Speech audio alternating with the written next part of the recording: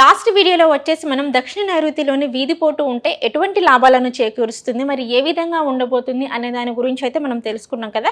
And ఇప్పుడు ఈ వీడియోలో వచ్చేసి ఏంటంటే పశ్చిమ నైరుతిలోని వీధిపోటు ఉంటే ఎలా ఉండబోతుంది, అసలు పశ్చిమ నైరుతిలోని వీధిపోటు అనేది ఉండొచ్చు అంటారా, మరి ఉంటే ఎటువంటి లాభాలను చేకూరుస్తుంది, ఎటువంటి నష్టాలను చేకూరుస్తుంది, అసలు ఉండొచ్చా ఉండకూడదా అనే వీటన్నిటి గురించి అయితే మాత్రానికి చెప్పడానికి ఈరోజు మనతో పాటు ఉన్నారు. మరి హరివాస్తు గారితో మాట్లాడేసి పశ్చిమ నైరుతిలోని వీధిపోటు ఉండొచ్చా ఉండకూడదా అనే వాటన్నిటి గురించి అయితే మనం అడిగి తెలుసుకుందాం.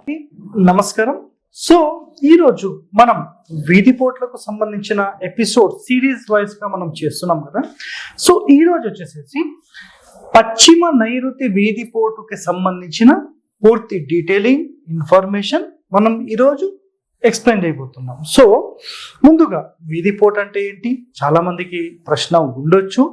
సో వీధిపోటు అంటే మన ఇంటికి కానీ స్థలానికి కానీ ఎక్కడి నుంచి అయినా ఒక రోడ్ పోర్ట్ వచ్చి మన ఇంటిని చూస్తే దాన్ని వీధిపోటు అంటాం.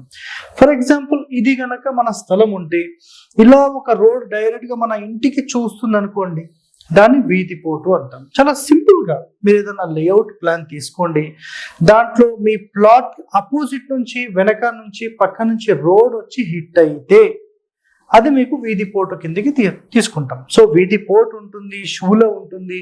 సో ఇలాంటి ఇన్ఫర్మేషన్స్ మీరు ఇంకా తెలుసుకోవాలంటే గతంలో మన ఎపిసోడ్స్ అయిపోయాయి.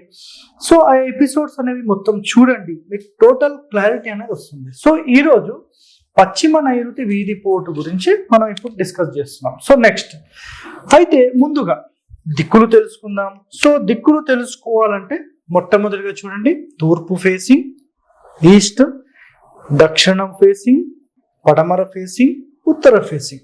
సో ఇక్కడ 4 ఫేసింగ్స్ అంటే 4 డైరెక్షన్స్ గురించి మనం చెప్పాం. సార్ మాకు తెలుగులో కూడా చెప్పండి అంటారు.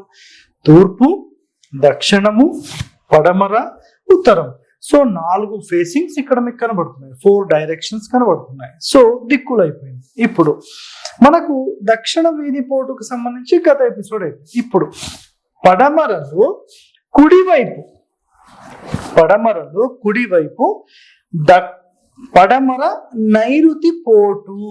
సో ఇది మరి ఇట్లా ఇంటికి హిట్ అవుతుందా, ఇక్కడ ఇంటికి హిట్ అవుతుందా, ప్లాట్ కి హిట్ అవుతుందా అనే దాంట్లో మనము ప్లాట్కైనా తీసుకుంటాం, ఇంటికైనా తీసుకుంటాం. దేనికైనా మన పూర్వీకులు చెప్పిన నియమం అయితే ఒకటే, 100% ఇంటికి వీధిపోటు వీధి చూపులు ఉండకూడదు.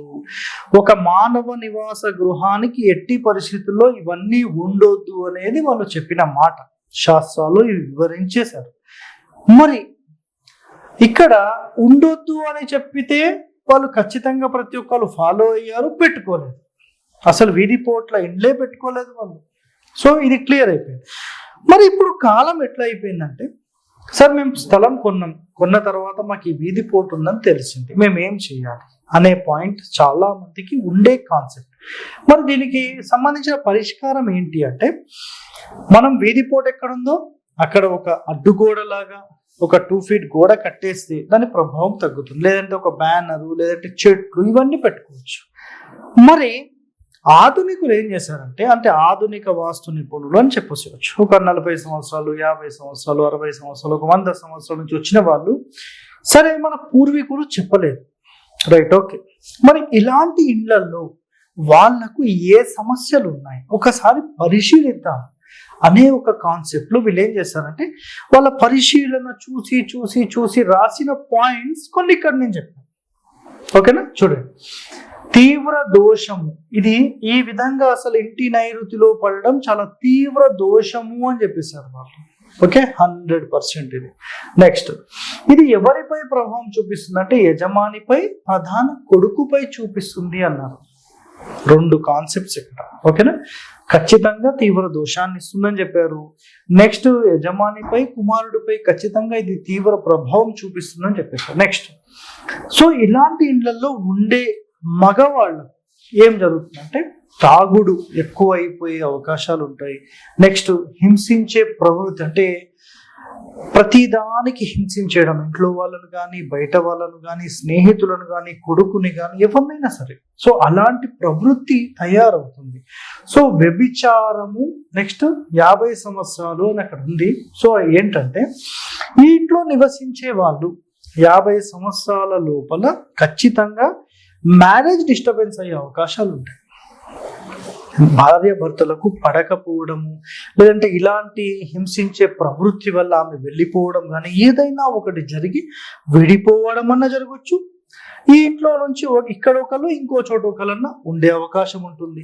సో ఇలాంటి సందర్భంలో ఏం జరుగుతుందంటే ఈ వ్యక్తి కానీ, ఇక్కడ ఉండే వాళ్ళ వైఫ్ కానీ ఇంకొక ఇల్లీగల్ రిలేషన్ అఫైర్ తీసుకునే అవకాశం అనేది ఉంటుంది అనేది ఇక్కడ కాన్సెప్ట్. నెక్స్ట్ 50 సంవత్సరాల్లో దీని ప్రభావం కనబడుతుంది అనేది కాన్సెప్ట్. ఓకే, నెక్స్ట్ చెడు వ్యసనాలు అంటే ఎప్పుడైతే ఇలా విడిపోవడము, ఇలా దురలవాట్లు స్టార్ట్ అవుతాయో ఆటోమేటిక్ ఏమవుతుందంటే చెడు వ్యసనాల బారిన పడడము, నెక్స్ట్ రౌడీగా మారడము, గుండాగా మారడము, డబ్బు కోసం చాలా మందిని హింసించేయడము.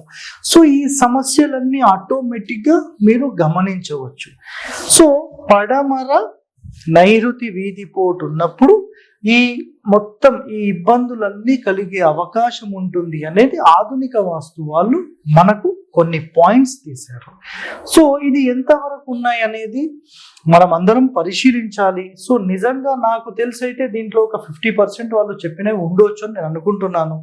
సో తీవ్రమైతే ఉంటుంది, ఎందుకంటే 100% ఉండొద్దు అని చెప్పారు, కానీ దానికి సంబంధించిన డీటెయిలింగ్ ఇన్ఫర్మేషన్ అయితే మరి శాస్త్రాల్లో అయితే ఇక్కడ లేవు. ఎన్నో శాస్త్రాలు తగలబెట్టేశారు. సో ప్రస్తుతం లేవు కాబట్టి దాని గురించి మనం మాట్లాడలేదు. నెక్స్ట్ ఇలాంటి ఇంట్లో ఉండే వాళ్ళ యొక్క గౌరవం కానీ, మర్యాదలు ఇవన్నీ తగ్గిపోతాయి, మొత్తం భంగం అయిపోతాయి కదా.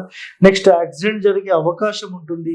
సో ఇలాంటి సమస్యల్లో ఉండి ఇలాంటి ఎన్నో ఇబ్బందులతో ఫైనల్ గా వీళ్ళు ఏం చేసుకుంటారంటే ఆత్మహత్యలు చేసుకునే అవకాశం ఉంటుంది, లేదంటే యాక్సిడెంట్స్ అయ్యే అవకాశం ఉంటుంది, లేదంటే సడన్ డెత్స్, సడన్ గా హార్ట్ స్ట్రోక్ వచ్చింది, అసలు ఎందుకు వచ్చింది అనేది కూడా అర్థం కానటువంటి సమస్యలు ఇలాంటి పోటు ఇంట్లో ఉండే వాళ్ళకు ఖచ్చితంగా కనిపిస్తుంది. సో కొన్ని రియల్ టైంలో ఇది అబ్జర్వ్ కూడా చేశాను. సో ఇది కంపల్సరీ.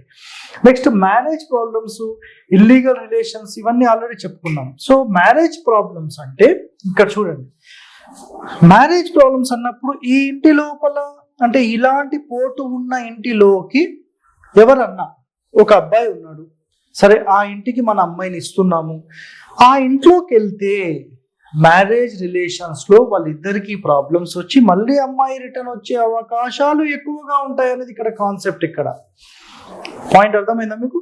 సో ఇదైతే 100% క్లియర్. నెక్స్ట్ ఒకవేళ ఈ ఇంటి నుంచి అమ్మాయి బయటికి వెళ్తే ఆమెపై కూడా ఈ ప్రభావం చూపించి వాళ్ళిద్దరి మధ్యలో డిస్టర్బెన్స్ అయ్యే అవకాశాలు ఉంటాయి. సో మ్యారేజ్ అయిన తర్వాత ఈ ఇంటి లోపలికి వస్తే ఆ ప్రభావం ఉంటుందా? ఉండదు, గుర్తుపెట్టుకోండి. నెక్స్ట్ మ్యారేజ్ ప్రాబ్లమ్స్ అయిపోయింది, ఇల్లీగల్ రిలేషన్స్ గురించి ఎక్స్ప్లెయిన్ చేసాం, హత్యలు అన్నాం.